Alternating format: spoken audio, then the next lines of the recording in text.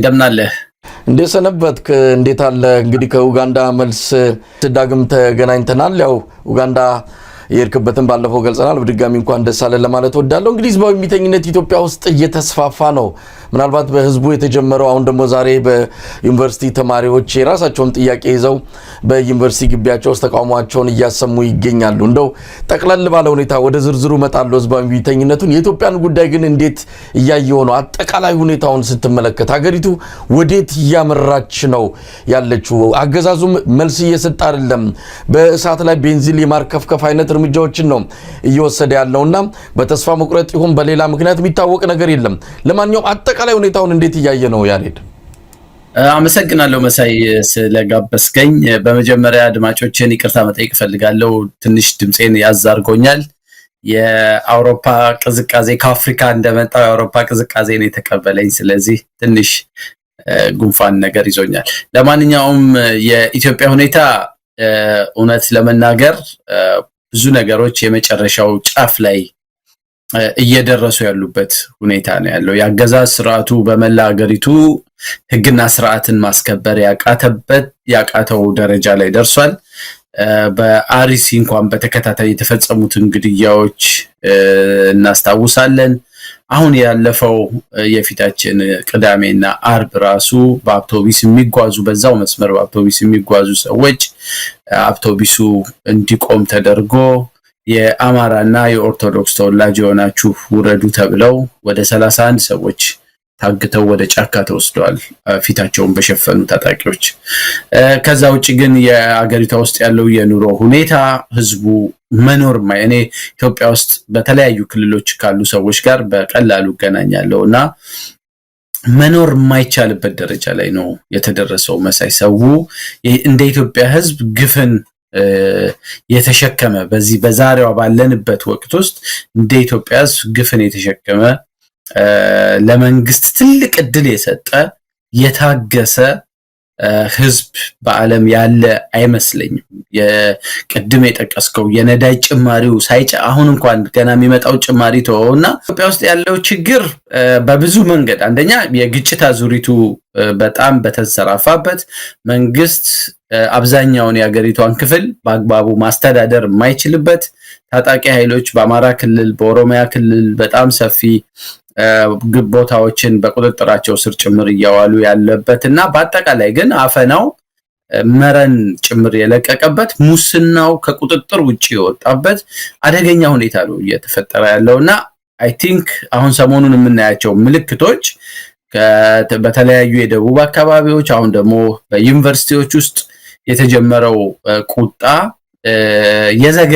ዘግይቶ የመጣ ቁጣ ነው እኔ ብዙ ጊዜ ዘግይቶ የመጣ ቁጣ እንፈራለሁ መሳይ በሰዓቱ የመጣ ቁጣ ሰው መሰረታዊ የሆነ አንድ ወይ ሁለት ጥያቄዎችን እንድትመልስለት ይጠይቃል ጥያቄውን ስትመልስለት ይገባል ቤቱ ዘግይቶ የመጣ ቁጣ ግን የተጠራቀመ ብዙ ብሶት ይዞ ነው የሚመጣው መቆሚያ አይኖረው ወደ ሌላ የከፋ ትርምስ ሁሉ ሊገባ የሚችልበት እድል ሰፊ ነውና ኢትዮጵያ ውስጥ ዛሬ ኢትዮጵያ ህዝብ ቢቆጣ እንኳን የዘገየ ቁጣውን ነው የሚቆጣው የተጠራቀመ ብሶቱን የተጠራቀመ ክፌቱን በሃይማኖት ብትሄድ ሰዎች በማንነታቸው እየተገደሉ ቤተክርስቲያን ንቅናቄ ውስጥ መግባት የነበረባት ግን ያልተነቀነቀችበት ሰራተኛው ደሞዝ ይሰጣል እየተባለ እየተታለለ ለረጅም ጊዜ ቆይቶ ዝም ያለበት ዛሬ ልቆጣ ካለ ዛሬ ብር እንኳን ብትሰጠው ደሞዝ ብጨምርለት እንኳን የኑሮ ሁኔታ ሰራተኛው ጥያቄ ካነሳበት ጊዜ አንፃር ስታየው ያንን የማይመልስ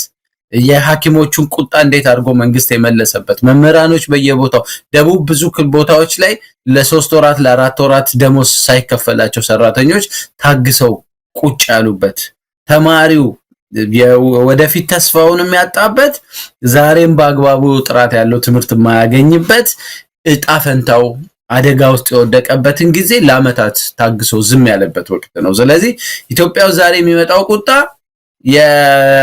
በየኔፓል ሜክሲኮ ወይም ማዳጋስካር ሌሎች ቦታዎች እንደታዩት አይደለም ኬንያ እንደታየው ቁጣ አይደለም በኩሙሌት ያደረገ የተጠራቀመ ብሶት የሚፈነቅለው ቁጣ ስለሆነ እንዲህ በቀላሉ የሚመለስ አይመስለኝም እና ከዚህ በፊትም ለተለያዩ ሚዲያዎችም ስጽፍም ደጋግም የምለው 100% እርግጠኛ ነኝ ኢትዮጵያ ውስጥ ብዙ ሰዎች ይጠራጠራሉ። ኢትዮጵያ ውስጥ ህዝባዊ እምቢተኝነት እንደሚነሳ ምንም ጥርጥር አልነበረኝም።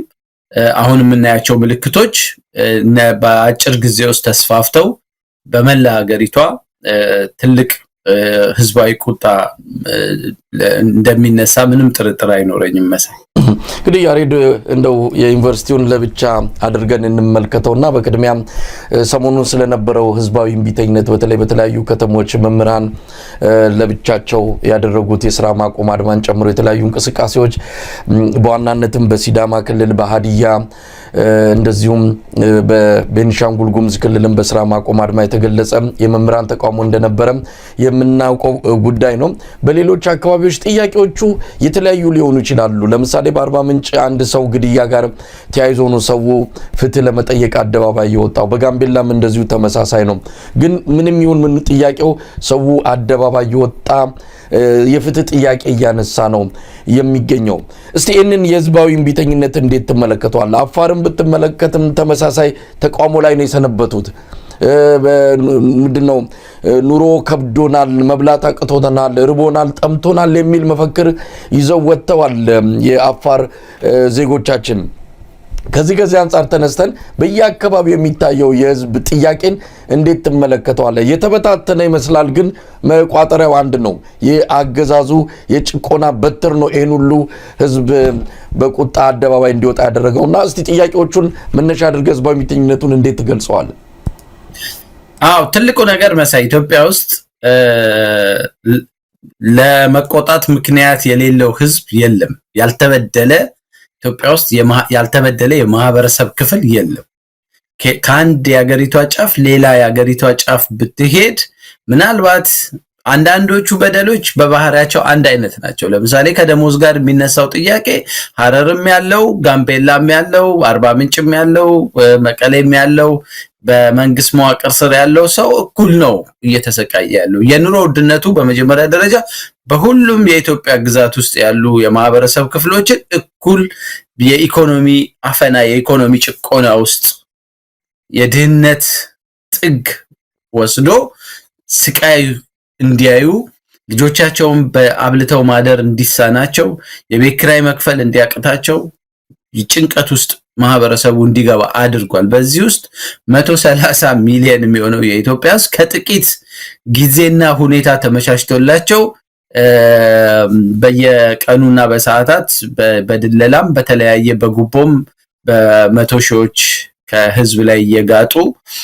በየስጋ ቤቱ በየመጠጥ ቤቱ ከሚያውደለድሉ ጊዜ ከፈቀደላቸው ሰዎች ውጪ አብዛኛው የኢትዮጵያ ሕዝብ የኢኮኖሚ ጫናውና ዱላው እኩል ነው ያረፈበት። ስለዚህ እሱ ብቻውን ከጫፍ ጫፍ ሁሉንም ኢትዮጵያዊ ሆ ብሎ ማስነሳት የሚችል አንድ በቂ ምክንያት ነው። ሁለተኛው የሙስናው ደረጃ በኢትዮጵያ ታሪክ አይደለም እኮ። አሁን በቅርብ ጊዜ አንድ ከአውሮፓ የሄደ በሙስና ላይ ጥናት የሚሰራ ሪሰርች የሚያደርግ ኤክስፐርት ቡድኖች ጋር ሚቲንግ ነበረኝና ኢትዮጵያ ውስጥ ያለው ሙስና በጽሁፍ በቃላት ለመግለጽ በጣም ነው የምንቸገረው ነው የሚሉ።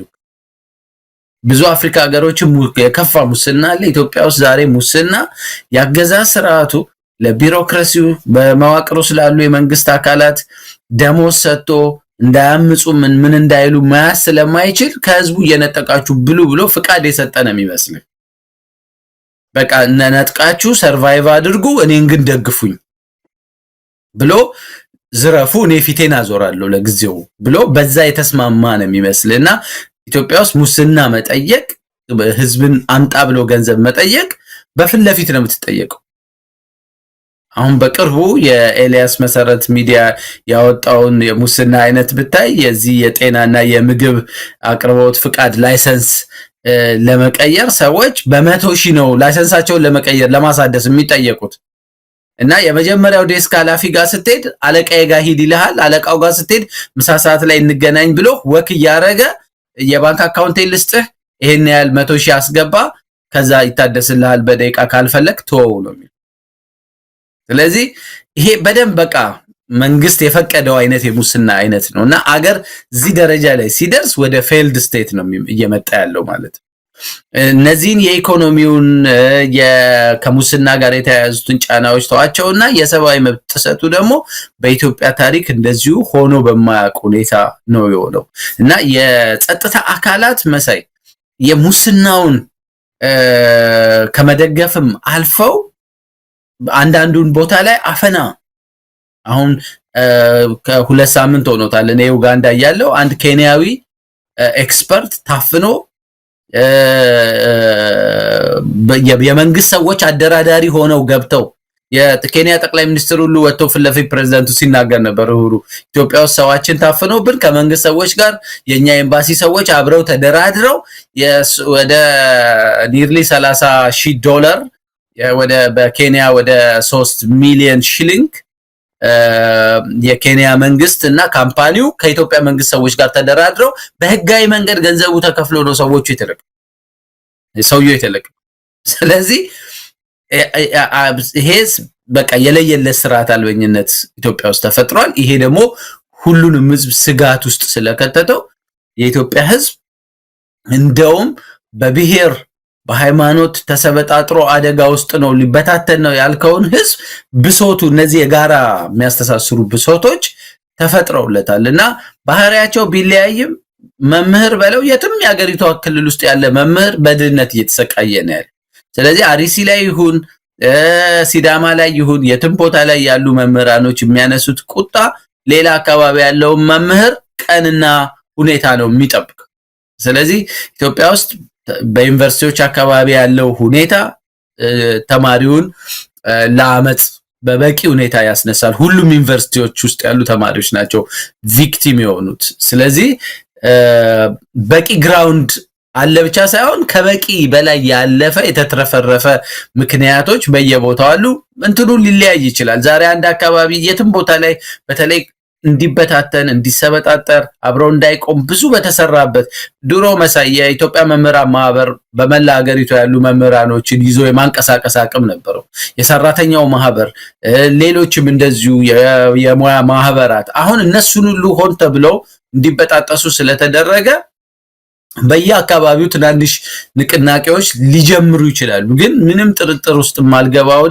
ከአጭር ጊዜ በኋላ እነዚህ በየአካባቢው የሚደረጉ ብሶት ላይ ያተኮሩ የህዝባዊ ቢተኝነቶች መልክ ይያዙ አገር አቀፍ መልክ ይዘው ጎርፎ ነው የሚመጡ ይመስለኛል እንደው ያሬድ በአዲስ አበባ ነጋዴዎች ከፍተኛ ችግር ላይ ያሉት ይሄ አገዛዙ ያመጣው አጠቃላይ ጭቆና ያልነካው የህብረተሰብ ክፍል የለም ያላንኳኳው በር የለም የአዲስ አበባ ነጋዴዎች በአሁን ሰዓት አካባቢያቸውን ጥለው እየሄዱ ነው ያሉት ቤታቸው እየታሸገ ነው ያለው በግብር ሰበብ ከፍተኛ ገንዘብ መጥቶባቸው መክፈል አቅቷቸው ወዳገኙት አቅጣጫ ስደትን የመረጡበት ሁኔታ ነው ያለው የከባድ መኪና አሽከርካሪዎች እንደዚሁ በየቦታው ኬላ ቆመው የኮቴ አምጡ እየተባሉ ከፍተኛ ችግር ውስጥ ገብተው አሁን ከመቂ እስከ አዳማ ናዝሬት ሞጆ ድረስ ያለው መንገድ በከባድ ተሽከርካሪዎች በቆሙ ተሽከርካሪዎች ተሞልቷል መንቀሳቀስ አልተቻለም ከፍተኛ ችግር ላይ ያሉት ገንዘብ ነው እየቆጠረባቸው ያለው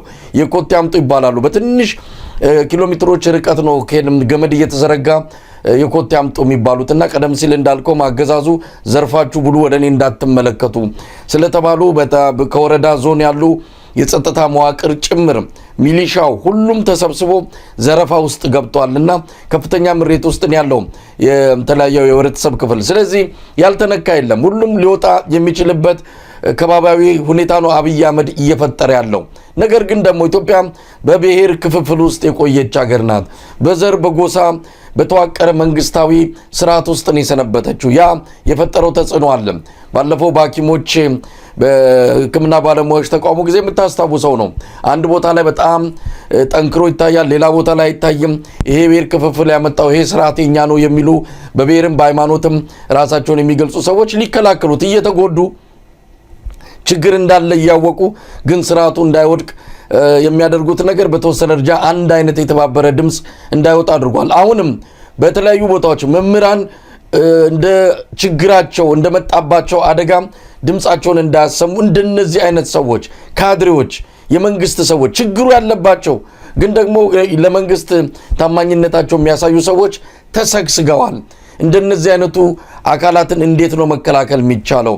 ስለዚህ እንደው ያሬድ ይሄ ችግር ሊገጥመው ይችላል። ሌሎች ነገሮችን ወደ ኋላ ላይ እናነሳለን። ግን አሁን እንደው በመሃላቸው ካድሬ የሆኑ ስርዓቱን በዘርና በሃይማኖት ይመስለናል የሚሉ ሰዎች የፈጠሩት አንዳንድ ችግሮች በተወሰነ ደረጃ ተቃውሞው የቁጣውን ያህል እንዳይወጣ እያደረገው ነው ያለውና እስቲ እዚህ ላይ ምን ማለት ይቻላል? በእርግጥ የፈለገውን ያህል ቢሆን አንድ ህዝቡ ሰብሮ እየወጣ ነው፣ እንደው እያዘገመን ቢሆን መቀጠሉ አይቀርም። ሁለት ነገር ነው ከነሳው ጥያቄ ውስጥ ማውጣው። አንደኛው የዚህ ለረጅም ጊዜ የተሰራው የብሔር ክፍፍል ሰዎችን በጎጣቸው በአካባቢያቸው ብቻ ጥቅማቸውንም መብታቸውንም በራሳቸው ዙሪያ ብቻ እንዲያስቡ በማድረግ ከብሔራዊ የጋራ ማንነት መድረክ እንዲወጡ ሆን ተብሎ የተሰራው ስራ አዘግይቶታል። የኢትዮጵያ ህዝብ በጋራ ብሶቱን ሆ ብሎ ተነስቶ እንዳያምጽ ለአገዛዝ ስርዓቶቹን ጉልበት ሆኖ ግን ይሄ አይቀጥልም። መሳይ በብዙ ቦታዎችም የታየ ነገር ነው። በራሱ ተፈጥሮ አይቀጥልም። የማይቀጥልበት ምክንያት ምንድነው? አሁን ያሉት ብሶቶች ቅድም ያነሳናቸው ብሶቶች ለምሳሌ ግጭቱ የተነሳው ሲዳማ ውስጥ ያንድ የቦታ ጥያቄ ቢሆን የሲዳማ የክልል ጥያቄ ሌላው አካባቢ ሰው ለሲዳማ የክልል ጥያቄ ፋይት አያደርግም በነበረው ክፍፍል ምክንያት። ድሬዳዋ ላይ የተነሳ የባለቤትነት ጥያቄ አለ ወይ የሆነ ቦታ የድንበር ያንዳንድ አካባቢ ብቻ ላይ የተወሰነ ጥያቄ ከሆነ እዛው የአካባቢው ሰው ነው የሚታገለው፣ ቢሞትም ቢያልቅም የሚደርስለት የለም። አሁን ኢትዮጵያ ውስጥ ግን እነዛ ከፍተኛ የመከፋፈል ስራ የተሰራበትን ህዝብ መልሰው አንድ የሚያደርጉ የብሶት አይነቶች ናቸው የተፈጠሩት። የሽንኩርት ዋጋ በመላ ሀገሪቱ ሲጨምር ማንንም አይምርም። ጋምቤላ ያለውንም ነዋሪ አይምርም፣ ሐረር ያለውንም አይምርም፣ መሃል ሀገር ያለውንም አይምርም፣ ብሔርም አይመርጥም። የነዳጅ ዋጋ ሲጨምር ብሔር አይመርጥም። ብዙ የደሞዝ ጥያቄ ብሔር አይመርጥም። ይሄ ቅድም ያነሳው ተንቀሳቅሶ የመስራት ደህንነት የማጣት የሹፌሮቹ በየቦታው የሚገደሉት ሹፌሮች የሚዘረፉት ንብረቶች እነዚህ ሁሉ ነገሮች ብሔር አይመርጡ ማንነት አይለዩም።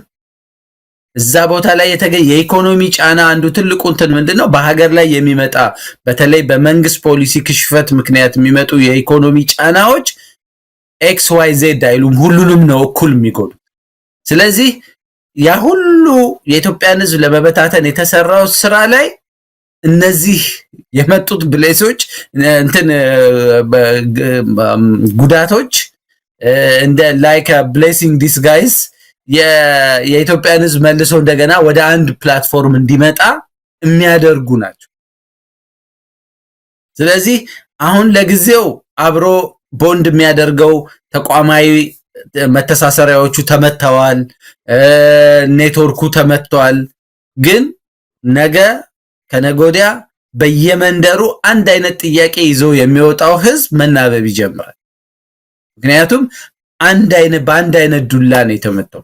የኢኮኖሚው ብሶት፣ የፍትህ ማጣት፣ የኢኮኖሚ ፍትህ ማጣት፣ የህግ ፍትህ ማጣት፣ የመንግስት ስርዓት አልበኝነት፣ የሀገሪቷን ሀብት መንግስት ተመልከት። አሁን ወረርሽኝ በሀገሪቷ ጂንካ አካባቢ የተከሰተ ወረርሽኝ እዛ አካባቢ ያሉ ጤና ጣቢያዎች እንኳን ለአካባቢው ህዝብ እንዲያለ ችግር ተከስቶ አይደለም የወባ አንዳንድ ቦታዎች ላይ የወባ ለመከላከል የሚያበቁ በቂ የህክምና ሴንተሮች የሉ። ምክንያቱም የሀገሪቷ ሀብት ለድሮን መግዣ ቤተመንግስት ለመገንቢያ ካፒታል ሲቲውን የቤተመንግስት አካባቢ ያሉ አካባቢዎችን ለማስጌጫ እየዋለ ነው። ስለዚህ አዲስ አበባ ላይ መንግስት የሚያጠፋው ሌክዠሪ የሆነ የድግስ የማስዋቢያ ገንዘብ ጂንካ ወይም ሌላ ጋምቤላ ወይ አንድ ጠርዝ ያለ የሀገሪቷ ክፍል ላይ ሰፈሪንግን ነው የሚያስከትለው። አንድ የውጭ ዲፕሎማት በቀደም በአንድ ስብሰባ ላይ ተገናኝተን ምንድን ያለኝ ወደ ጋምቤላ አካባቢ ሄጄ ነበር አለ ለስራ ጉዳይና እዛው ዋና ከተማው አካባቢ ላይ ቁጭ ብለን ለ5 ቀን መብራትም ውሃም አልነበረም። እና መጨረሻውን እናያለን ብለን ለመታጠብም ችግር ነው። መብራት የለም ግን ስራውን ሳንጨርስ አንመጣም ብለን ከፍተኛ ኃላፊነት ቦታ ላይ ያለ ሰው ነው ስመለስ ከመንግስት ሰዎች ጋር መገናኘት ስለነበረብን ልክ ሳገኛቸው ስለ አዲስ አበባ ስለ ኮሪደር ልማቱ እሱን ሊያስጎበኙኝ ምናምን ፈለጉ አለ። አዎ ግን ጥሩ ነው ይሄ ግን እኮ ይኸው ለ5 ቀን እዚህ ቦታ ላይ ቆይቼ ነው የመጣሁት መብራትና ውሃ የለም ስላቸው አንተ ድሮም የዚህ መንግስት ጥሩ ነገር አይታይህም ብለው ቀጥታ አታካረጉ ነው ያለው። ስለዚህ እያንዳንዱ መንግስት ገንዘቡን ያላግባብ የሚያጠፋበት ቦታ ሁሉ በሁሉም የኢትዮጵያ ጥግ ለትምህርት ጥራት መጓደል፣ ለጤና ሕክምና አቅርቦት መጓደል፣ ጤና ጣቢያዎች በአግባቡ አለመሰራት፣ ለብዙ ችግሮች ለትራንስፖርት መንገዶች አለመቅረብ ምክንያት ነው። ከየክልሉ ሰው መጥቶ አዲስ አበባ ኮሪደር ልማት ላይ ፎቶ ስለተነሳ ይረካል ብሎ የሚያስብ ስርዓት ነው ያለው።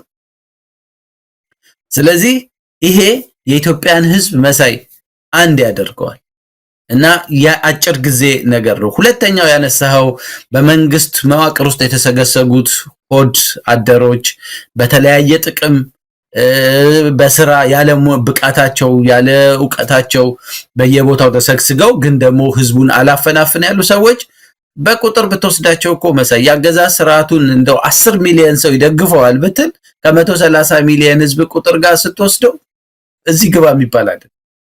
የኢትዮጵያ ህዝብ አይቆጣ እንጂ ብዙ ጊዜ ከስርዓትን አጅበው ለጥቅም ብለው የሚቆሙ ሰዎች አስተማማኝ ሪላያብል የሆኑ ሰፖርተርስ አይደሉም። ሁሌ ያገዛዝ ስርዓቱ የቆመበት ዛፍ መጣመምና ወደ መሬት ማዘመም ሲጀምር ይራገፋሉ። ቶሎ ብለው ወደ ቀጣዩ ምዕራፍ ውስጥ የሚመጣው ለውጥ ደጋፊ እንደውም እንትንህን ውድቀትህን የሚያፋጥኑት ከሌላው ሰው የበለጠ እነሱ ናቸው። ውስጥ አዋቂዎች ናቸው።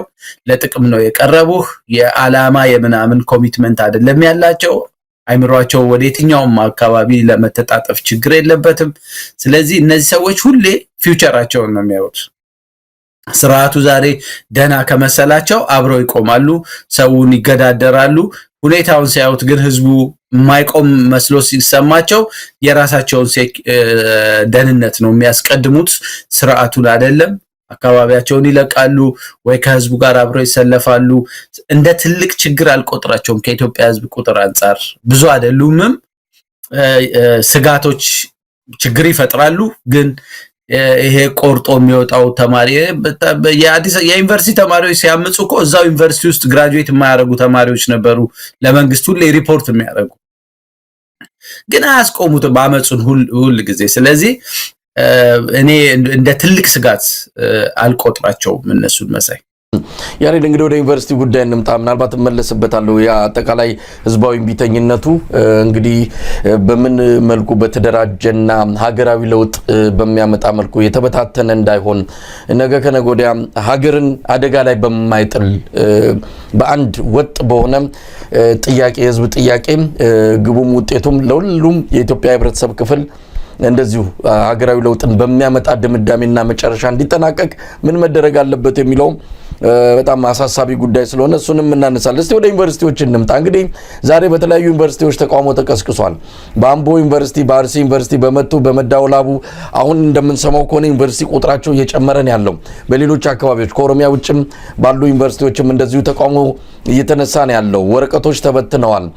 በዋናነት ጥያቄው ለ3ኛ ዓመት እንደጨረሱ 4ኛ ዓመታቸውን በመስኮተው እያስተማሩ እንዲዘልቁ ነው። 1 ዓመቱን የመስክ የተግባር አገልግሎት እንዲሰጡ ነው ትምህርት ሚኒስቴር ውሳኔ ያስተላለፈውና ያንን በመቃወም ነው ብዙ ነገሮችን አንስተዋል። ከዚህም አንፃር አንደኛ 1 ዓመት የሚቆዩት የት ነው? ሀገሪቱ ሰላም አይደለችም። የደህንነት ዋስትና ማን ነው የሚሰጠን? በእንደዚህ አይነት የሰላም እጦት ወደ ተለያዩ አካባቢዎች ሄደን የምናስተምረው በምን አይነት የደህንነት ዋስትና ነው የሚል ነው። ሁለተኛ ጥያቄያቸው ከወላጆቻቸው ጋር በተያያዘ ነው። እንግዲህ ሲወጡ ወጪው በሙሉ የወላጅ ነው።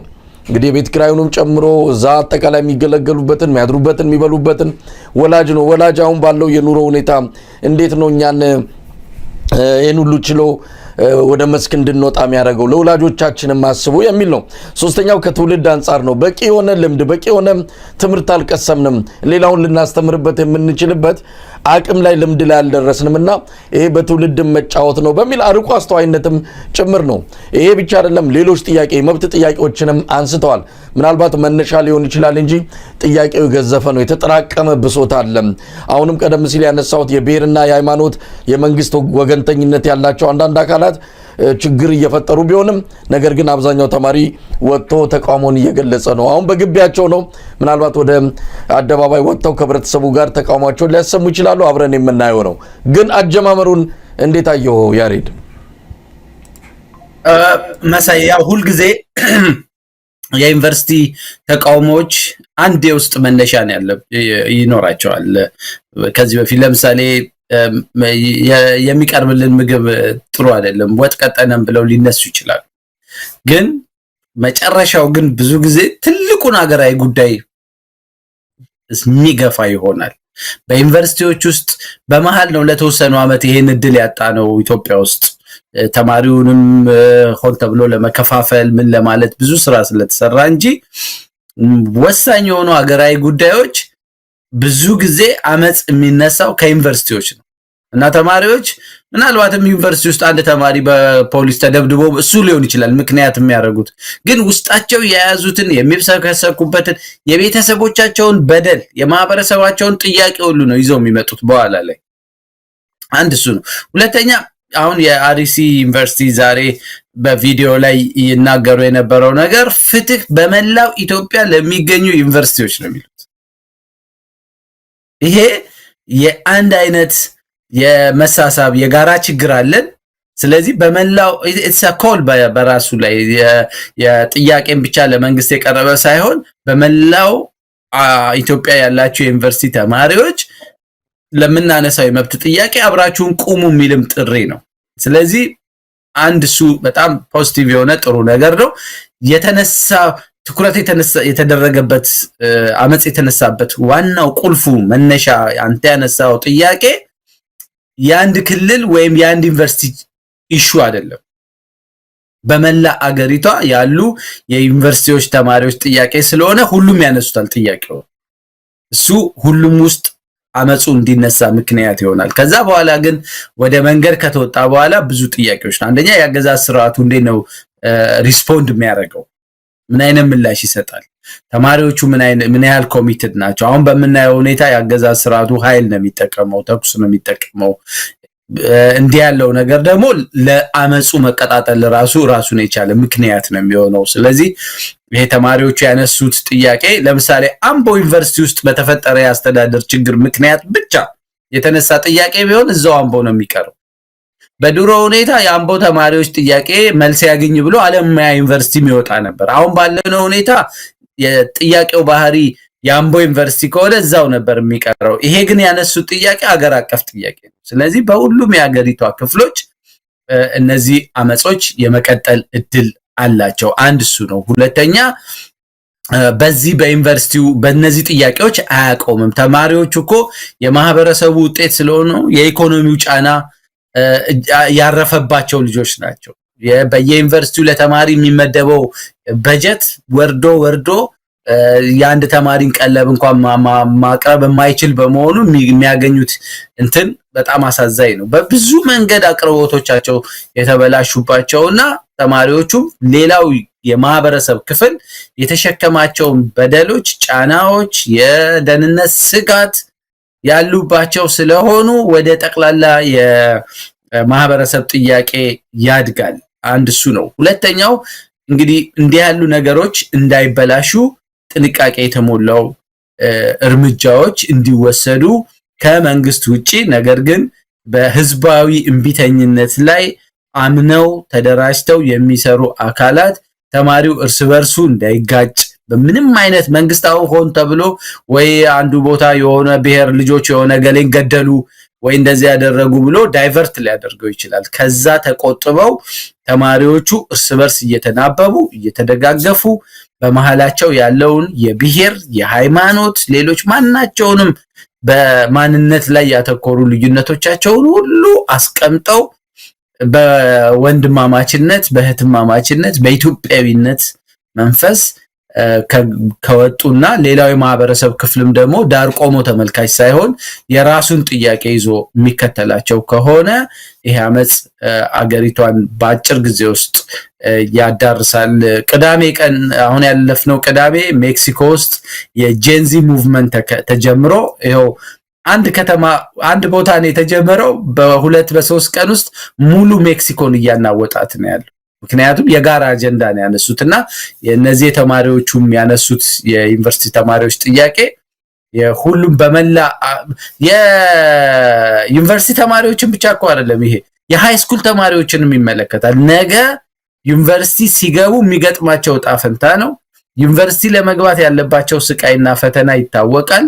እኔ እንደውም ተማሪዎቹ ማመጽ ከነበረባቸው ብዬ ጽፌ የነበረው ፕሮፌሰር ብርሃኑ ወጥቶ የተማሪዎቹን ያንን አስደንጋጭ ውጤት ሲናገር ያ የሀገሪቷ ፖሊሲ የመንግስት የትምህርት ፖሊሲ ውድቀት ማሳያ ስለሆነ ተማሪው ለራሱ ለወደፊት ተስፋው መታገል አለበት ብዬ ነበርና ይሄ ጥሩ ጅምር አድርጌ ነው የምወስደው። መሳይ የሚገርመው ዳውን ዳውን ብርሃኑ ነጋ የሚል መፈክሮችንም ነው ስንሰማ የነበረው። ብርሃኑ ነጋ እንግዲህ በትምህርት ሚኒስቴር ሆኖ ከመጣ ጀምሮ በተማሪዎች ከፍተኛ የሆነ ጥላቻ እያተረፈ ያለ ነው። ያሳዝናል። ያን የመሰለ ምሁርና የኢትዮጵያን የትምህርት ስርዓት የኢትዮጵያን አጠቃላይ ሁኔታ ይቀይራል የተባለ ሰው ዛሬ በህዝብ እየተጠላ ተማሪዎች ሞቱን ሁሉ እስከመመኘት ደርሰው በአንዳንድ ቲክቶክ ላይ ማህበራዊ ሚዲያ ላይ ስለ ብርሃኑ የሚተላለፉትን እያየን ነው። ዛሬ ዩኒቨርሲቲ ተማሪዎች ብርሃኑን የሚያመሰግኑበት ጊዜ በሆነ ነበረ።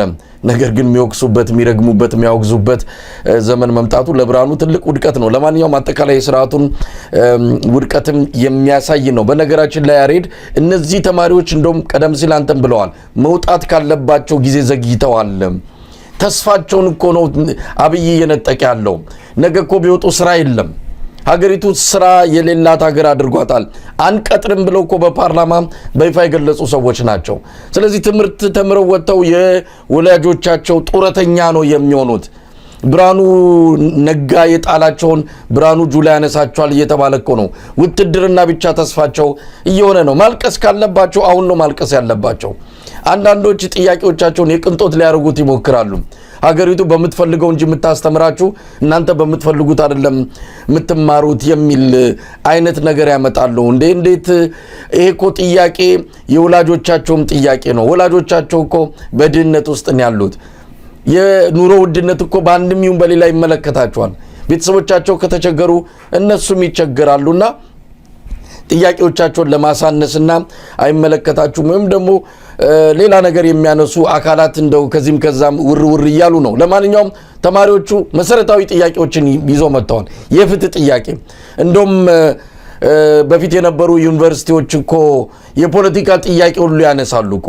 እነሱ የፖለቲካ ጥያቄ አንስተው የህዝብ ድምጽ ተቀማ ብለው ነው በ97 ዓመተ ምህረት የአዲስ አበባ ዩኒቨርሲቲ የሰኔ አንዱንም ግድያ ታስታውሳለህ? ተማሪዎች ናቸው የገበሬ ወላጆቻችን ድምጽ ተነጠቀ ብለው አደባባይ የወጡት። ስለዚህ የፖለቲካ ጥያቄም በዩኒቨርሲቲዎች ይነሳል። ይሄ የተለመደም መደረግም ያለበት ነው። እንደሌላ እንደማይመለከታቸው አድርጎ የሚገልጹ አካላት ያው የስርዓቱ ደጋፊዎች ናቸው። ለዛ መስማት የሚችል ጆሮ እንዳይኖራቸው ነው መደረግ ያለበት። ለማንኛውም በተጠናከረ ሁኔታ እየተካሄደ ነው። ጥያቄያቸው ተመሳሳይ ነው። ሁሉም አካባቢዎች እየተቀላቀሉ ነው። እንዳልከውም የብሔርንም የሃይማኖትንም መስመር እየተሻገረ እየቀረበ ያለ ጥያቄ ነው። እንደው መደረግ ያለበት ጥንቃቄ ምንድን ነው? ይሄ በህብረተሰቡ የተጀመረውን ተቃውሞ ተማሪዎችም እየተቀበሉት ነው። ስለዚህ አጠቃላይ ወደሆነ ህዝባዊ እንቢተኝነት ሀገሪቱ እየገባች ለመሆኗ ምልክቶችን እያየን ነው። ምንድነው መደረግ ያለበት ጥንቃቄ? ምንስ መደረግ አለበት እንዳጠቃላይ? እሱን ከመመለሴ በፊት ከፕሮፌሰር ብርሃኑ ጋር የተያያዘ ነገር አንድ ነገር አስታወስከኝ። በ1993 ይመስለኛል ፕሮፌሰር መስፍን እና ዶክተር ብርሃኑ ተማሪ ቀስቀሳቸዋል ተብሎ የታሰሩበትን ሁኔታ አስታወስከኝ።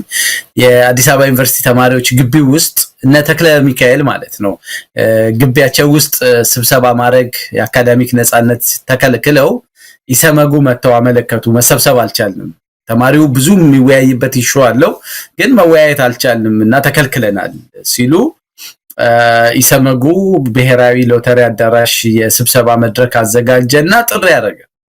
የተማሪዎቹ ማህበር እነ ተክለ ሚካኤል ጥሪውን አስተላልፈው የብሔራዊ ሎተሪ አዳራሹ ሞልቶ ግቢው ሞልቶ ሰው ከአዳራሹ ውጪ ተማሪው ግቢው ውስጥ በስፒከር ነበር የሚሰማውና እዛ ላይ ተናጋሪ የነበሩት ፕሮፌሰር መስፍንና ፕሮፌሰር ብርሃኑ ነጋ ያኔ ዶክተር ነበሩና ያኔ ፕሮፌሰር ብርሃኑ የኢኮኖሚ ዲፓርትመንት ውስጥ እዛው ዩኒቨርሲቲ ውስጥ ያስተምር ነበርና ማስታውሰው ነገር ተማሪዎቹ ግቢ ውስጥ የደረሰባቸውን ብሶት ይነግሩታል እዛው ስብሰባው ላይ እና ንግግሩን ሲጀምር የተናገረው ነገር ምንድነው ይሄ ሁሉ በደል የሚፈጸመው እኔ በማስተምርበት ዩኒቨርሲቲ ውስጥ ነው እኔ በማስተምርበት ዩኒቨርሲቲ ውስጥ መሰብሰብ አትችሉም እንዴት እንደዚህ ሊሆን ይችላል ይሄ ማመን ነው የሚያቀተኝ ብሎ እኔ እንዴት ትምህርት የምሰጥበት ዩኒቨርሲቲ ውስጥ ተማሪዎቼ ግቢ ውስጥ መሰብሰብ አይችሉም እንዴት የአካዳሚክ ነፃነት የለም እና እኔ እነን ሁሉ አለማወቄ ምናምን ብሎ ከዛ በኋላ ያስተማረው ትምህርት ተማሪዎች በነፃነት ማንንም ሊከለክላቸው እንደማይገባ ምናምንና አሁን ዛሬ ስልጣን ላይ ሲወጣ ከዛ በኋላ የሚያሳልፈው የትግል እንትን የጻፈው መጽሐፍ ምናምን አይተህ ዛሬ የአንድ አፋኝ ጨካኝ የሆነ የአምባገነናዊ ስርዓት ዋና ቁልፍ ሰው ሆኖ በዚህ ቦታ ላይ ሳየው በቃ በጣም ወደኋላ እንደገና ብዙ ነገር እንዳስብ ያደርገኛል እሱን ስላስታወስከኝ ነው ለማንኛውም ወደ አነሳው ነጥብ ልምጣና ያገዛዝ ስርዓቱ ለሚነሱት ህዝባዊ እንቢተኝነቶች በሁለት መንገድ መልስ ሊሰጥ ይችላል መሳይ ይሄንን ሁሉም ሰው በደንብ ሊያውቀው ይገባል አንደኛው በሚችለው መጠን ቶሎ ህዝባዊ እንቢተኝነቱ ሳይስፋፋ በፊት የሚችላቸውን ሰዎች መምታት የኃይል እርምጃ በመውሰድ እንቅስቃሴዎቹን ማስቆም ምናልባትም እየከፋ ከመጣ ራሱ የአስቸኳይ ጊዜ አዋጅ አይነት የሚመስል ነገር አውጆ ዩኒቨርሲቲዎቹን ላልተወሰነ ጊዜ ሊዘጋቸው ይችላል ስጋት ስላለበት የስልጣን ስጋት ስላለበት ኢትዮጵያ ውስጥ እኔ በሁሉም ቦታ አፌን ሞልቼ የምናገር ኢትዮጵያ ውስጥ ህዝባዊ እንቢተኝነት በሁሉም የሀገሪቷ ክልል ከተቀጣጠለ ያገዛዝ ስርዓቱ የወራት እድሜ እንኳን አይኖረውም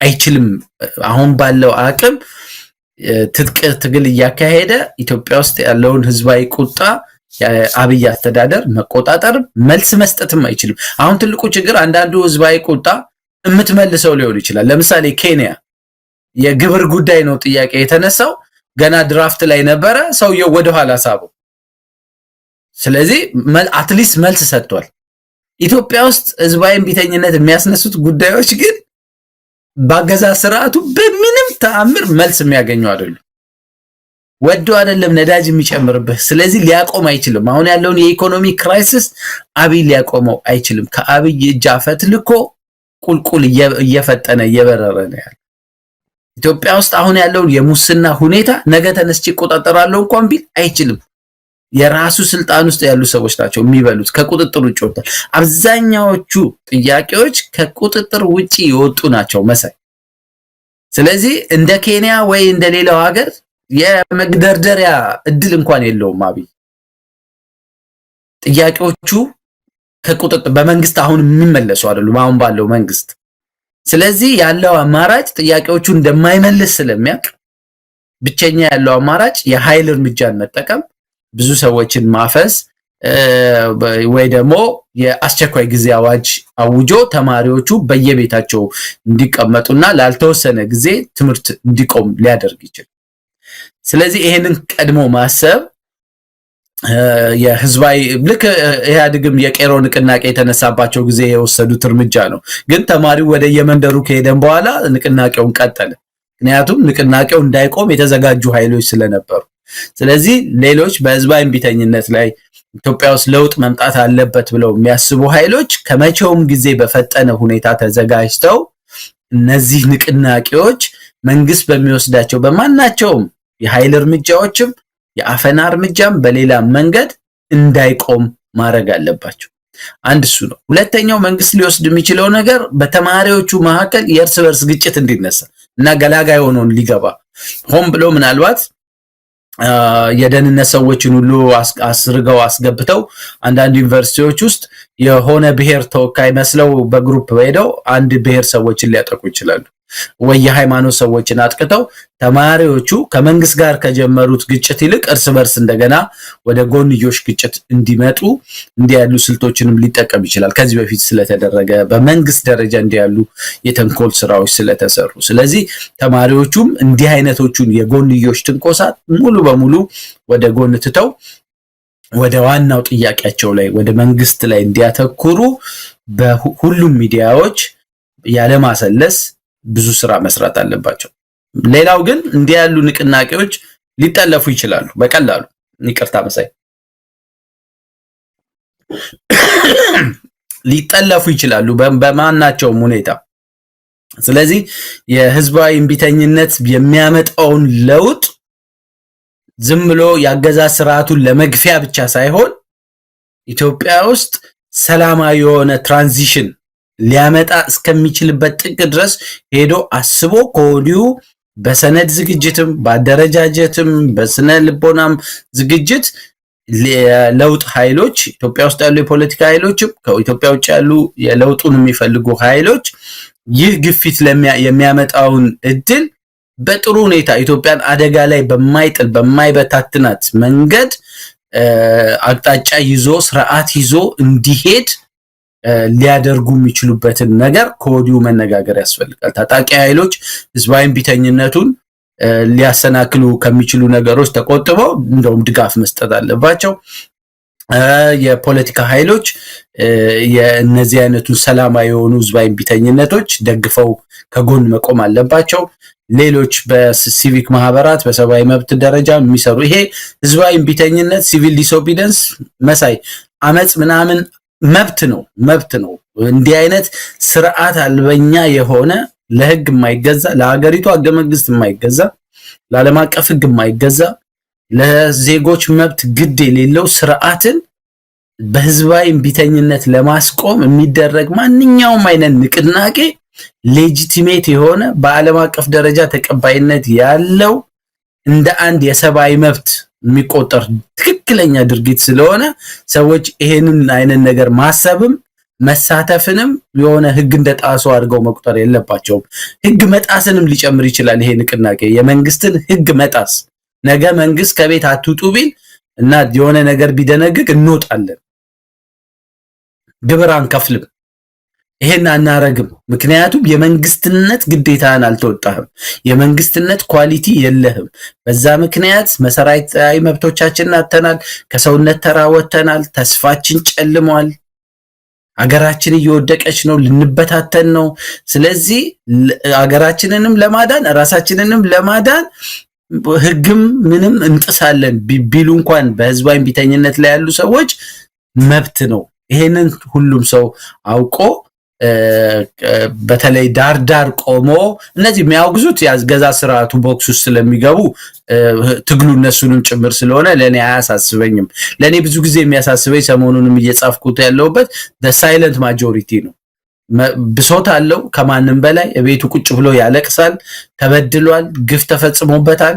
ግን ሌሎች ሲታገሉ ወይም አይተባበርም ወይ የሆነ ነገር አያደርግም። እሱ መሰበር አለበት። ከዛ ሳይክል ወጥተን ደግሞ ጥሩ ሞዴሎች የሆኑን ይኸው ብዙ ሀገሮች ተመሳሳይ ለውጥ በህዝባዊ እምቢተኝነት እያመጡ ስለሆነ የኢትዮጵያ ህዝብ ይሄንን ጥሩ እድል እንዳይበላሽ ሀገር በማያጠፋ መንገድ እንዲሄድ ማድረግ ይቻላል። ምሁራኖች፣ የፖለቲካ ፓርቲዎች፣ ሚዲያዎች ትልቅ ሮል መጫወት ይችላሉ እዚህ ላይ መሳይ ዶ ያሬድ እንግዲህ የህዝባዊ እምቢተኝነትን ጉዳይ በተመለከተ ያው በዓለም አቀፍ ደረጃ ጄንዚ ጄኔሬሽንስ የተሰኘው ንቅናቄ እየተካሄደ ነውና ብዙዎች ከኢትዮጵያ ጋር እያወዳደሩ አንዳንድ ጊዜ እውነት ለመናገር እነዚህ ሀገራት በሙሉ ያለው ጥያቄ ተጠራቅሞ ከኢትዮጵያ ጥያቄ አንሳል። በጣም ልብ ማለት የሚገባንና እኛ ትክክለኛ ህዝባዊ ንቅናቄ ህዝባዊ እምቢተኝነት ይህን መንግስት መጣል ካለበት በዚህ ምድር ላይ እንደ ኢትዮጵያ ህዝብ ትክክለኛ መስመር ላይ ያለ ህዝብ ሌላ ሊኖር አይችልም።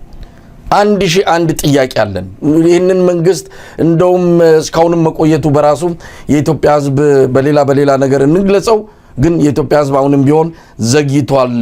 ይህንን የተጀመረውን ነገር ማቀጣጠልና ማጠናከር እንጂ የሚጎትቱ ነገሮችን ማድረግ ተገቢ አይደለም የሚለውን እንግዲህ ከስርዓቱ ሰዎች ውጭ ቀደም ሲል እንዳልከው ሌሎች የሚደግፉት እንደሚሆን ምንም ጥርጥር የለውም። እንደው አሁን መረጃዎችንም እያየን ነው። ዩኒቨርሲቲዎች በጣም በስፋት እየገቡ ነው። ሚዲያ አገልግሎት ይፈልጋሉ። እንግዲህ አንከር ሚዲያን በዚህ አጋጣሚ ድምጻቸውን ለማሰማት ዝግጁ ነው። ስልካችሁን ላኩልን። የምታቀርቧቸውን ጥያቄዎች አጠቃላይ እንቅስቃሴያችሁንም ወደ ሌላው የህብረተሰብ ክፍል እንዲደርስ እናደርጋለን ማለት ነው። በዚህ ወቅት ላይ አፋኞች የሚሰውሩ ተማሪዎችን የሚያስሩ የመንግስት ታጣቂዎች መምጣታቸው አይቀርም። እነዚህንም እግር በእግር እየተከታተሉ ማጋለጡ እንግዲህ የኛም ተግባር ነው። መረጃ በመስጠት ግን ህብረተሰቡ እንዲተባበረን በዚህ አጋጣሚ ጥሪ እናደርጋለን። እንደው ያሬድ ወደ ህዝባዊ እምቢተኝነቱ ማጠቃለያ ላይ ተመጣል። አገዛዙ በራሱ ነገሮች እንደው እንዲቀጣጠሉ እያደረገ ነው። አንዳንድ መንግስታት የማብረድ ቶሎ ብለው የሆነ ነገር የማድረግ አፍ ማዘጋት ተቃውሞን እንዲረግብ የማድረግ እርምጃ ሲወስዱ እናለን። ይሄ የአብይ አህመድ አገዛዝ የበለጠ ህዝቡ እንዲቆጣ እያደረገ ነው። አሁን ለምሳሌ በሚቀጥለው ወር የነዳጅ ዋጋ 15 በመቶ የቫት 15 በመቶ ኤክሳይዝ ታክስ በአጠቃላይ 30 በመቶ የታክስ ጭነት ይደረጋል በነዳጅ ላይ። ስለዚህ አንድ ነዳጅ አንድ ቤንዚን 154 ብር ይገባል ማለት ነው። ከፍተኛ የኑሮ ውድነት ይከሰታል። በእንቅርት ላይ ጆሮ ደግፍ ማለት ነው። ሌላው የመብራት ታሪፍ ነው። የመብራት ታሪፍ በ2-3 እጥፍ ይጨምራል ተብሏል። ሰሞኑን አንዲት ልጅ በተደጋጋሚ እያነሳናት እንገኛለን። ምንም ንግድ የላት፣ የቢዝነስ ተቋም የላት፣ መኖሪያ ቤት ነው ያላት። 53000 ብር ነው የተጠየቀችው። ኬት አምጥታ ትክፈል? እንዲህ አይነት ብሶት በየቤቱ አለ። አንድ ስልክ አንስታ አንድ ቤት ብትደውል እንዲህ አይነት የተጠራቀመ ነገር ነው የሚነግር ኢትዮጵያዊ በአሁን ሰዓት። ለምንድን ነው ስርዓቱ ነገሮች እንዲህ በራሱ ጊዜ ጣሉኝ ለመውደቅ ዝግጁ ነኝ አይነትም ይመስላል። መውደቅ የፈለገ ስርዓትም እንደሆነ ነው። ታዲያ የኢትዮጵያ ህዝብ ለምን አይጥለውም? መውደቅ እፈልጋለሁ ጣሉኝ እያለ እንዲህ አይነቱን ነገር የሚያባብስን ስርዓት መርዳት ያለበት የኢትዮጵያ ህዝብ ነውና ከዚህ አንፃር እንዴት ታየዋለህ? የነዳጅ ጭማሪው፣ አጠቃላይ የኑሮ ውድነቱ በአሁን ሰዓት $1 160 ብር ገብቷል በህጋዊ መንገድ። በጥቁር ገበያ እስከ 200 ብር እየሄደ ነው። ምንም ነው፣ ብሩ ወረቀት ሆኗል። የኢትዮጵያ ህዝብ አሁን ደሞዝ ጨምራለሁ ይላል፣ ብር አትሞ ነው የሚጨምረው። አጠቃላይ ሁኔታው ቀውስ ውስጥ ያለ ህዝብ ነው። እንዴት ታየዋለህ? እንደው አጠቃላይ በኢትዮጵያ ውስጥ የመጣው መዓት ሁለት ነገር ነው መሳይ። አንደኛ እንደ አብይ መንግስት የኢትዮጵያን ህዝብ ሚንቅ ስርዓት እኔ ገጥሞ ነው ያውቅም። በጣም ህዝብን የሚንቅ የትም ሀገር ከሆነ አያውቅም። ለነገ ነዳጅ ነገ ጠዋት ሊጨምር ማታ ላይ ዜና ወጃ ላይ ነው ለህዝብ የሚነገር። አንዳንድ ጊዜ ነገ ጠዋት ከዚህ ሰዓት ጀምሮ ሰው ቀድሞ ከሰማ የሆነ ነገር ይላል ብለው ስለሚያስቡ ከንቀታቸውም ብዛት ህዝብ እንዲዘጋጅ እንኳን እድል የማይሰጥ ነገ ጠዋት ከ12 ሰዓት ጀምሮ ነዳጅ ይጨምራል ብሎ ማታ የምሽቱ 2 ሰዓት ዜና ወጃ ላይ የሚናገር መንግስት ነው። አንድ ሁለተኛ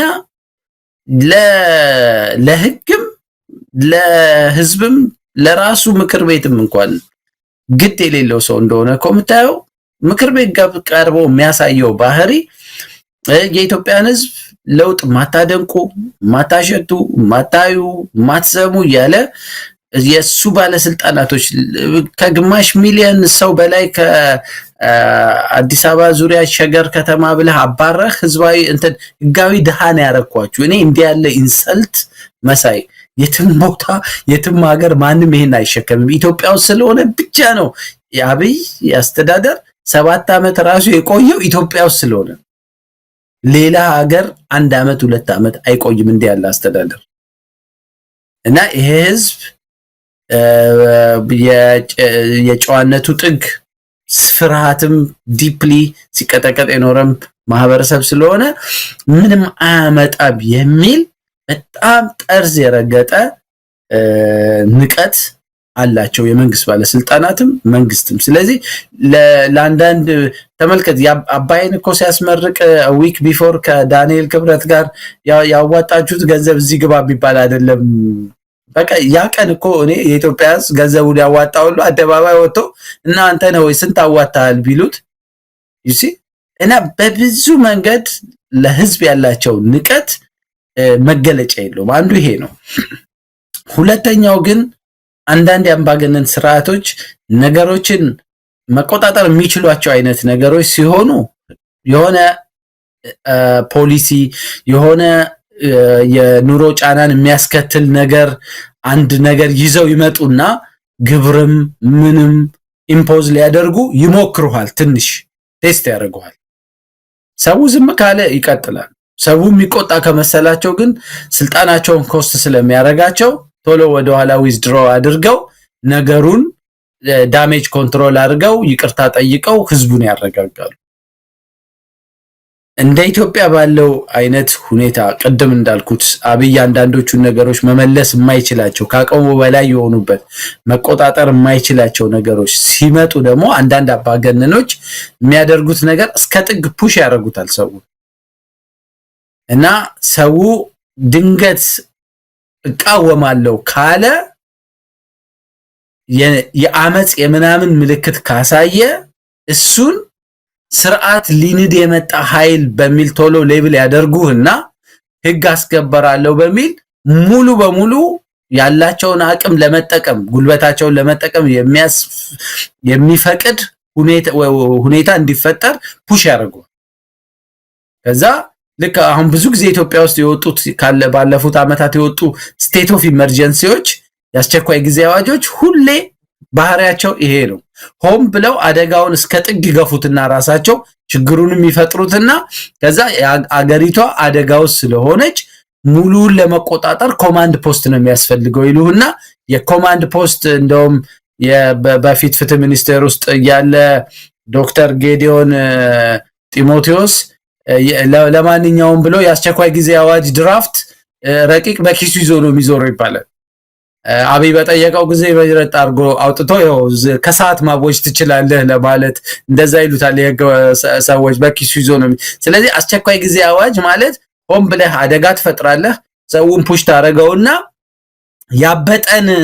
ያበጠ ያለ የሚመስልን ነገር ያለ ጊዜው ብታፈነዳው ልክ አይሆንም። ስለዚህ አፈንድተህ ቶሎ ለማስተንፈስ እብጠቱን ቶሎ እንዲገፋ አድርገህ ከዛ በኋላ በራሱ እንዲፈነዳ ታደርገዋለህና ያኔ ፍንዳታውን ነው ኮንትሮል የምታደርገው። አደጋውን ፈጥረህ አደጋውን ኮንትሮል የማድረጊያ ስልቶች ላይ ነው መንግስት የሚያተኩረውና አብይ ብዙ ጊዜ አደጋዎችን ሆን ብሎ ይፈጥርና ግጭቶችንም ጦርነቶችንም ይፈጥርና ያንን ጦርነት ወይም ያንን ግጭት ወይም ያን ያመጣውን አደጋ እቆጣጠራለሁ በሚል ሙሉ ኃይሉን ለመጠቀም እንደ ሌጂቲሜት ምክንያት አድርጎ ይወስደዋል። ስለዚህ ይሄ ግን ሁሌ ይሰራሉ ወይ ነው ጥያቄ። እንዲህ አይነቶቹ ስልቶች ሁሌ ይሰራሉ ነው? አይሰሩ።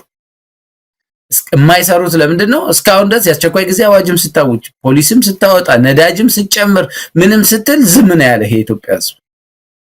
አሁን ግን በህዝባዊ እምቢተኝነት ሆ ብሎ ከመጣ ግን እነዚህ የመሰሪ የሆኑ የአምባገነኖች ነገሮችን የመቆጣጠሪያ ስልቶች አይጠቅሙም። ካባባስከውም በዛው ልክ ይባባሳል። ጎርፍ ሆኖ ነው የሚወስድህ። ስለዚህ ይሄ ሆን ብለው እስካሁን የተጠቀሙበት ስልት ነው፣ ግን ከዚህ በኋላ ይረዳቸዋል ብዬ አላስብም። ከዚህ በፊት ያስቸኳይ ጊዜ አዋጅ ሲያውጁ ሰላማዊ ሰልፍ ማድረግ አትችልም፣ አደባባይ ስብሰባ ማድረግ አይቻልም፣ ሁሉም ጸጥ ይላል። 10 ወር እኮ አስቸኳይ ጊዜ አዋጅ የታወጀበት ሀገር ነው። አሁን ግን በአስቸኳይ ጊዜ አዋጅ ራሱ ህዝባዊ አመጽ ከተነሳ እሱን የሚያከብርልህ ሰው የለም። እሱንም ጭምር ጥሶ ይወጣል። ያስቸኳይ ጊዜ አዋጁን ገነጣጥሎ የሲቪል ዲስኦቢዲየንስ ማለት እሱ ነው። የመንግስትን ህግ ኖ ብለህ አልፈልግም፣ አስቸኳይ ጊዜ ብታውጅ ምን ብትል አልቀበልህም ብለህ ገነጣጥለህ መውጣት ነውና ወደዛ ደረጃ ላይ እየመጣን ያለን ይመስለኝ። እንደው ያሬድ የካናዳ መንግስት መግለጫ አውጥቷል በትላንትናው ዕለት የዜጎቹ ወደ ኢትዮጵያ የሚያደርጉት ጉዞ ላይ ከፍተኛ ጥንቃቄ እንዲያደርጉ ነው።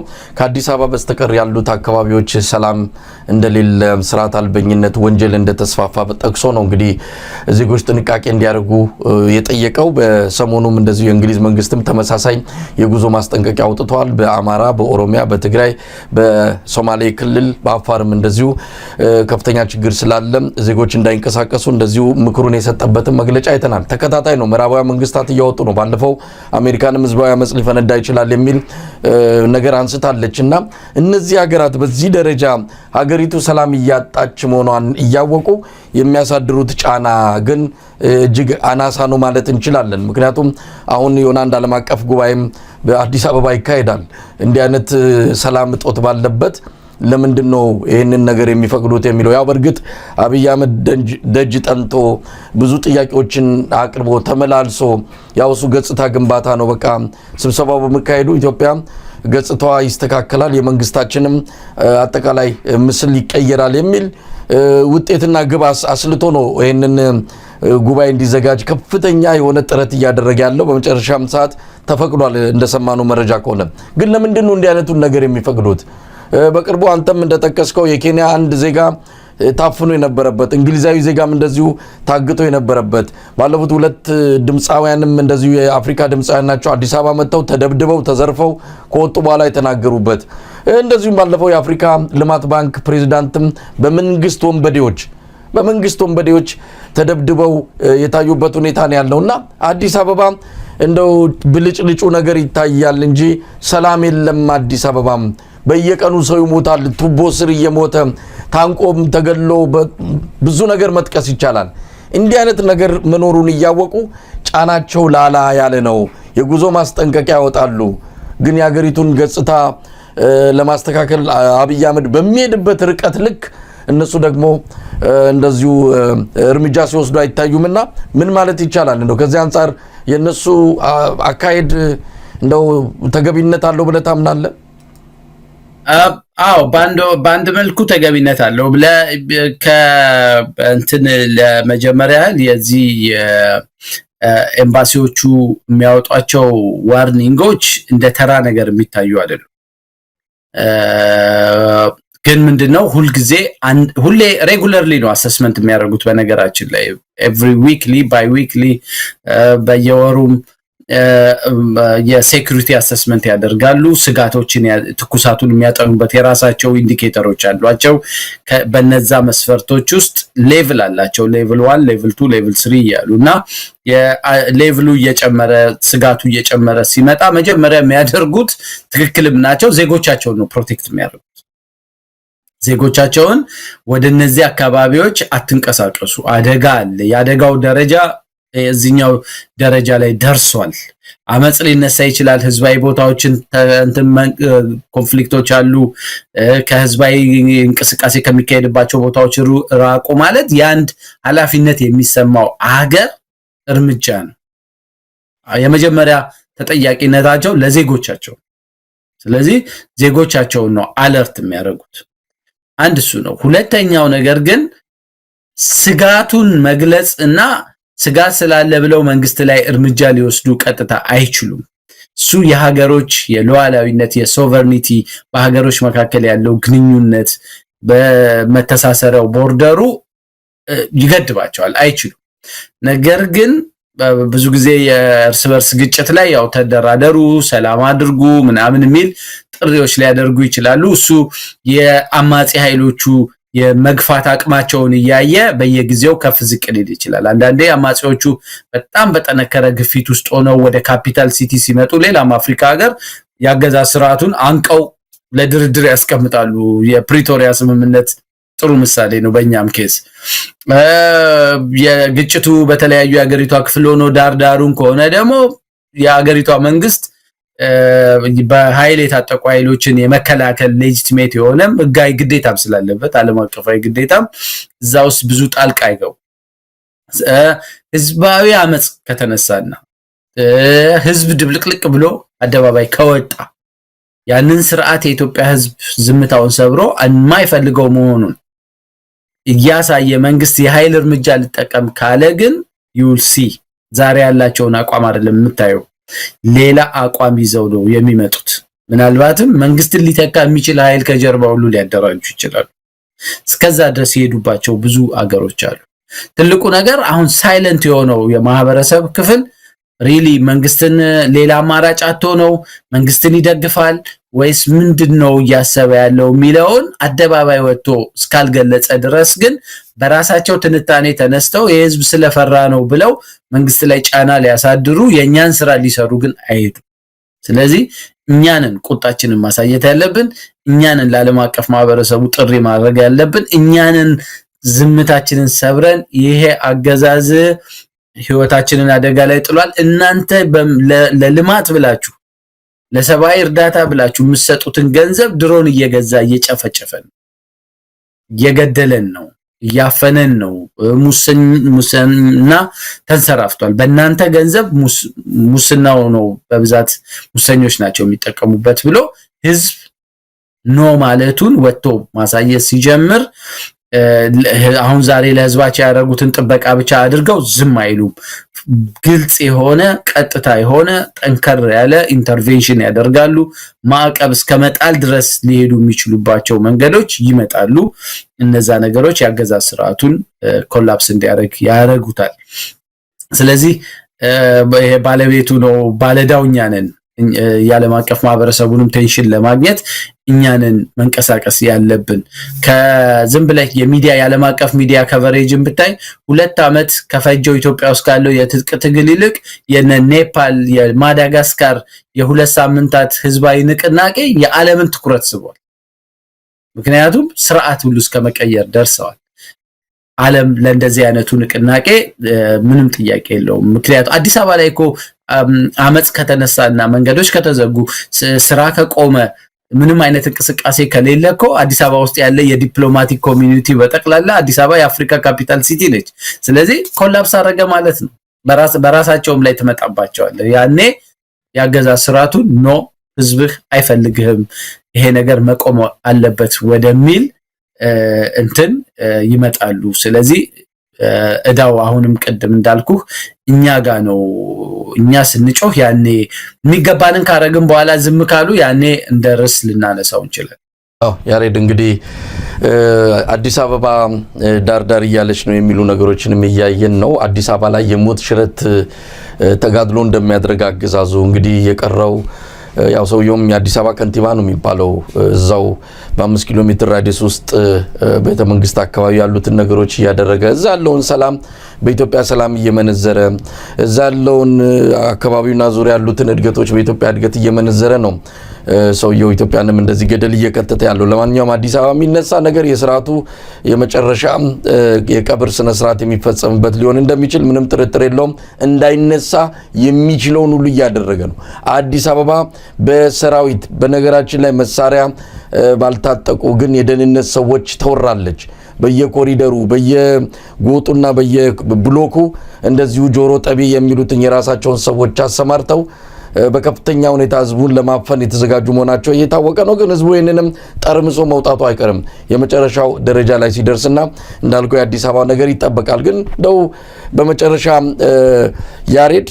ህዝባዊ ንቅናቄ እየተካሄደ ነው ህዝባዊ ቢተኝነት ዳርዳር እያለ ነው ያው መጥቷል አብዛኞቹ አካባቢዎች እየተቀላቀሉ ነው ያሉት ህዝባዊ ተጋድሎ ደግሞ በፋኖም በአንዳንድ ኃይሎችም እየተደረገ ነው ስለዚህ ሁለት አይነት ትግሎች ነው ኢትዮጵያ ውስጥ ያሉት ህዝባዊ ተጋድሎ ህዝባዊ ቢተኝነት ሁለቱ ሊመጋገቡ የሚችሉበት አንዱን ሊደግፍ የሚችልበት ሁኔታ መፈጠር ይገባዋል ሁለቱም መጨረሻ ግባቸው ይሄንን ለኢትዮጵያም ሆነ ለምስራቅ አፍሪካ ቀጠና ለዓለምም ለምንም የሚበጅ ስርዓት አይደለም ይሄን ስርዓት ማስወገድ ነው ይሄ ስርዓት ከተወገደ በኋላ ኢትዮጵያ ወደ ሰላማዊ የለውጥ የመንግስት ለውጥና የስርዓት ለውጥ ውስጥ መግባት ይገባታል ስለዚህ ዛሬ ላይ ብዙ ስራዎች መሰራት ይኖርባቸዋል ከዚህ አንፃር እንደማጠቃለያ ምን ማለት ይቻላል እንደማጠቃለያ ማቅረብ የምፈልገው አይ ቲንክ ኢትዮጵያ ውስጥ ለብዙ ዘመናት ለብዙ 10 አመታት የተሰራው የልዩነት ግንብ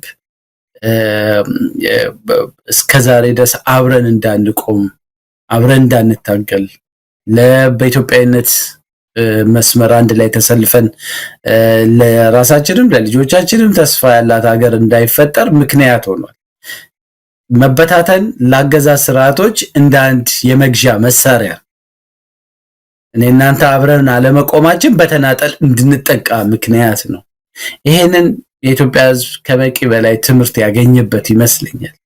አንዱ ሃይማኖት ሲጠቃ ሌላው ዝም ይላል፣ አንዱ ብሔር ሲጠቃ ሌላው ዝም ይላል። በዚህ ምክንያት ያገዛዝ ስርዓቶቹ እየተንሰራፉ በእኛ በደል የስልጣናቸውን እያራዘሙ ቆይተዋል። ይሄ የሚያበቃበት ወቅት እንደሞ ራሳቸው ፈጥረውልናል።